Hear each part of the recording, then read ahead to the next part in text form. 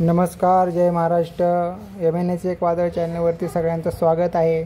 आपण पाहू शकता राजसाहेबांचा तापा आलेला आहे पनवेलमध्ये.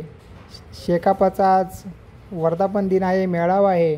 शेतकरी भरपूर जमलेले आहेत, प्रचंड गर्दी आहे आणि मनसे सैनिकसुद्धा तिथे आलेले आहेत. मनसे कार्यकर्ते राजसाहेबांचं स्वागतसुद्धा करतायत.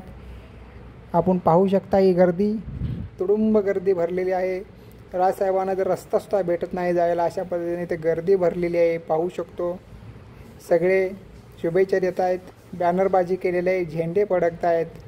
भगवा झेंडा हा शेकापचा आहे. त्यांचा आज वर्धापन दिन असल्यामुळे राजसाहेबांना एक प्रमुख पाहुणे म्हणून बोलवण्यात आलेलं आहे.